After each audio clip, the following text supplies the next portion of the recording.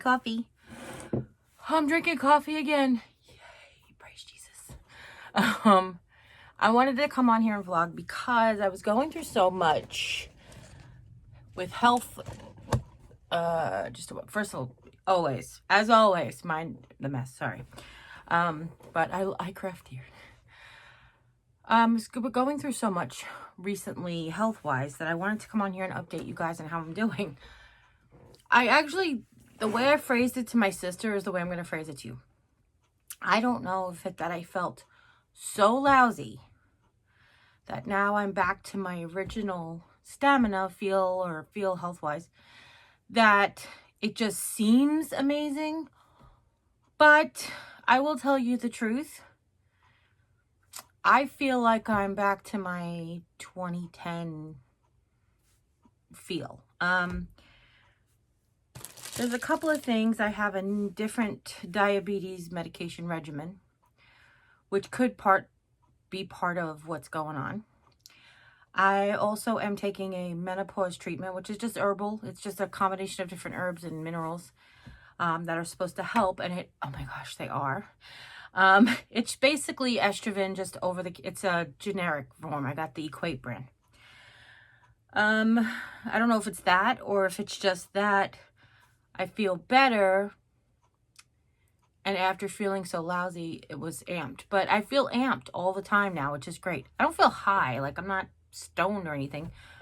But I feel like I have more energy. I feel like I have more stamina. I feel like I have more strength. I feel like I have less pain, which is so weird to me. Living with pain for so long, when you don't have as much pain, you're like, whoa. Almost like waiting for the other shoe to drop. Does that make sense? And it's kind of a sad and scary way to feel in life, but that's how I feel right now. And I am getting ready to start crafting some more.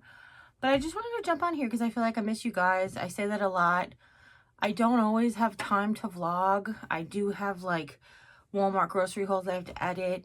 But I wanted to come on here and vlog for you guys, just to talk to you guys. I miss you, like I said. I was thinking about doing a live stream on here. I feel like it's going to sound weird, but I know that this is all free. But I almost feel like you guys are like the exclusive members because you're interested in everything that has to do with my life. Like you watch the vlogs, you watch all the videos. So I almost feel like I want to give you like exclusive content. So I was thinking if we did a live stream on this channel, on the vlog channel, then we would have like a different, I don't know, I feel like less people coming on with, questions that we don't care about. Does that make, I don't even know that makes sense. But I think you understand what I mean. So I was thinking about that. I talked about in the last vlog that we were thinking about making this like a family vlog channel and having Jimmy come on and do different than his vlogs that he does on his channel, but just to sit and chat with you guys, or for the two of us to chat together in a vlog. Like we've never really done that. We do chat some on the hauls and we do chat on the live streams, but we've never vlogged together, him and I, which is kind of funny. But, yeah, so I was just thinking about all that stuff. I was excited. I'm excited that I can have coffee again. Yesterday was the first day that I had 2 cups of coffee again, which was great. I feel like my digestive system is becoming more normal for me, my normal. My blood sugar is becoming more normal.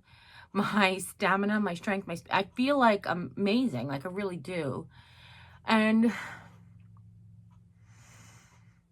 I know that since I hit puberty, that my hormones have been out of balance. I get so frustrated with doctors sometimes, but doctors just want to see your weight and say everything's because of your weight, without doing any further tests or just doing the baseline minimal tests. And I'm not saying excuse me, phlegm. Allergies haven't changed.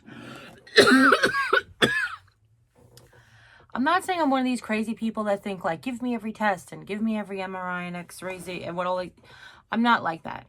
I'm just saying like, look, if I tell you I have this set of symptoms or my body works in this particular way, And it's not the way you learned bodies are supposed to work. And you prescribe the medications that help normal bodies. And it doesn't work for me. And I don't mean medication, but prescribe treatment. That's what I shouldn't meant to say. That works on normal bodies and it doesn't work for me. I expect from my medical professional to dig deeper. Now, I will tell you this. I take 100% responsibility because, and it's very common for caretakers, we care for ourselves last. I will push my husband to go to the doctor, but I will not go myself. And it's not that I'm afraid of doctors. When I'm comfortable with a doctor, I was telling my sister, I was like, my Dr. David Pearl in New York was my favorite doctor ever, rest his soul. And he was just an amazing diagnostician.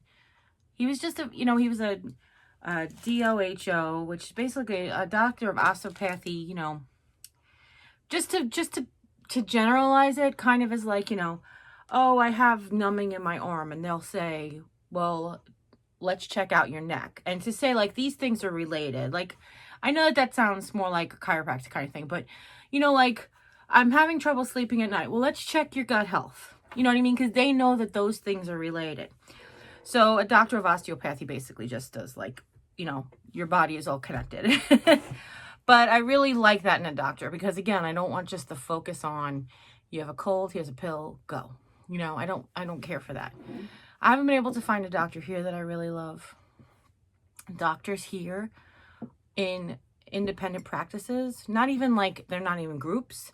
They're like not in clinics. Doctors who have freestanding practices are very few and far between here. And the ones that take my insurance are even like this pool is even smaller. And I have good insurance, but it's just a small pool. So trying to find a doctor that I really like. Obviously, when you live in a place like New York on Long Island, I lived in a town that was so small it didn't have a high school, and it had at least five primary care doctors that I can tell you right off the top of my head. And just to give you just an idea of how many choices there are. If you don't like this one, you go to another one. If you ask your friend for a recommendation, they have a recommendation. Here, everybody goes to like a clinic setting. They see a doctor that's in a clinic or a doctor that's in the hospital. And so getting a recommendation, I mean, obviously, they'll give you recommendations, but it's not like a independent practice kind of situation. Why do I need it to be an independent practice? I don't know. I feel like when you work for a hospital or in a hospital, you have more hospital business sort of restraints on you. I don't know that that's 100% true. Obviously, I'm generalizing. I'm not trying to label all doctors, and I don't try to pull people together like that. But my personal experiences, that's what I found to be the cases in the past. So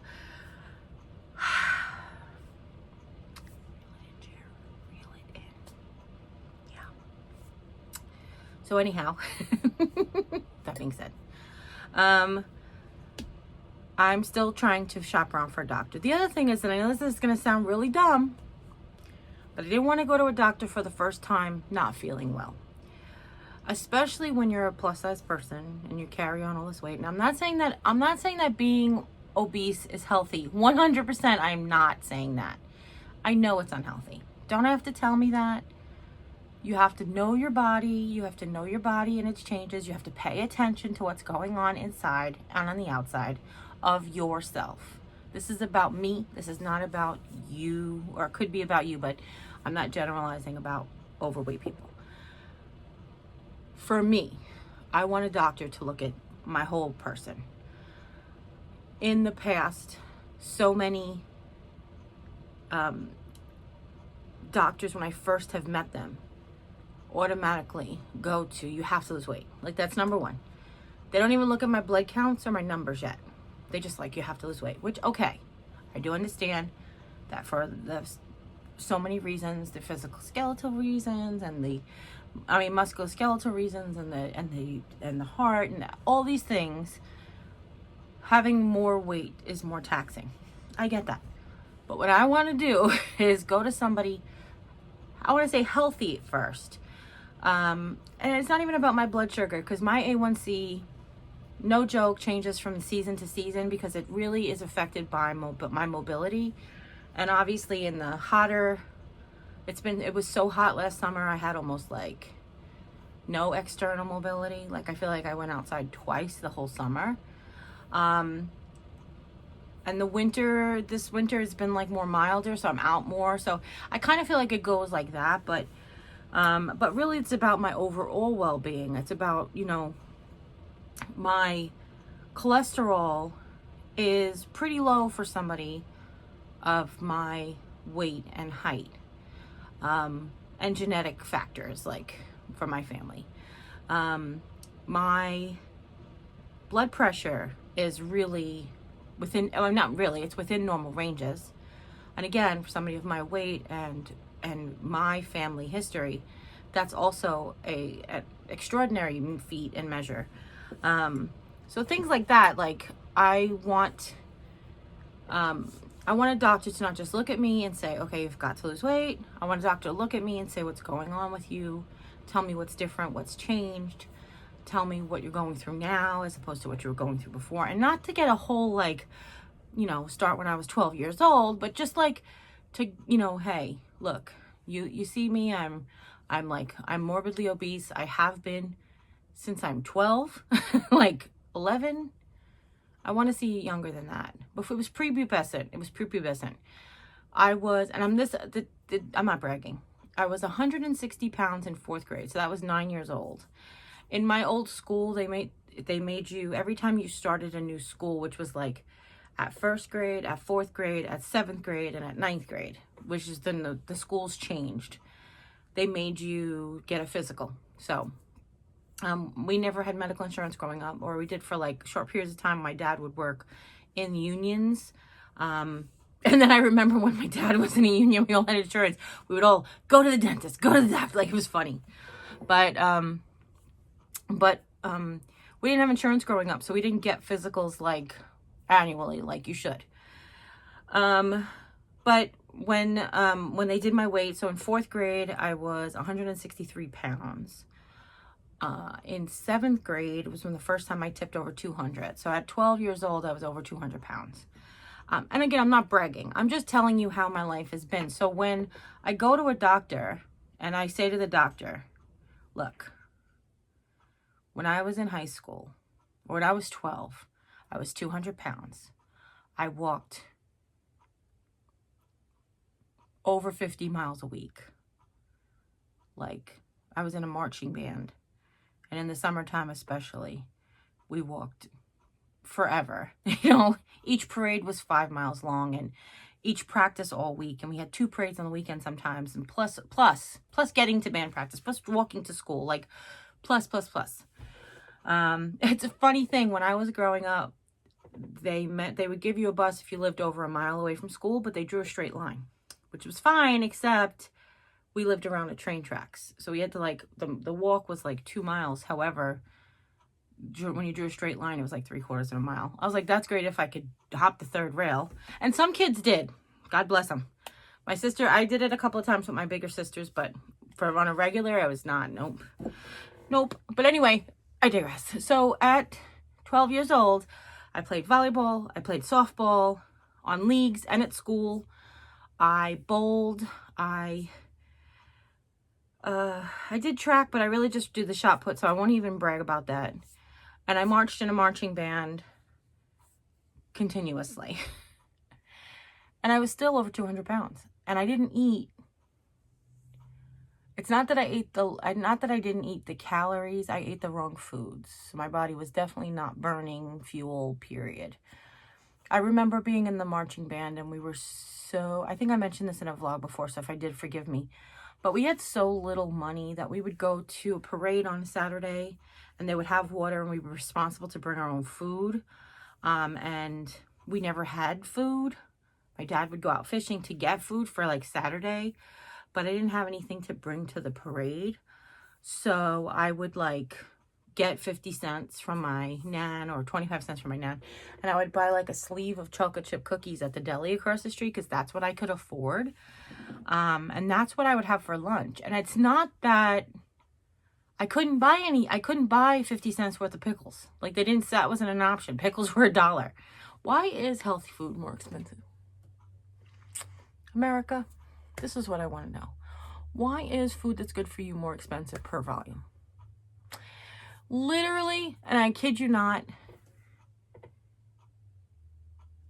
corn is more expensive than corn syrup. How many ears of corn and processing does it take to make corn syrup? Why is the corn more expensive? Like, this is the part that I don't understand. And I will never probably. So I'm going to end this vlog. But anyway, I'm going to pick it up another day. I just want to touch base with you on all, like, I haven't gone to the doctor yet. I haven't found a doctor yet, but I feel fantastic. I feel amazing. Got the card today, so we're going to go to Starbucks, and I think I'm going to go to the movies. I think I'm going to see Like a Boss. I'm going to go see a chick flick by myself, and that's okay. So if you guys have any questions for me, go ahead and shoot them down there. But as always, you guys, I love you. Take care. God bless you next time. Bye. Love you. Bye.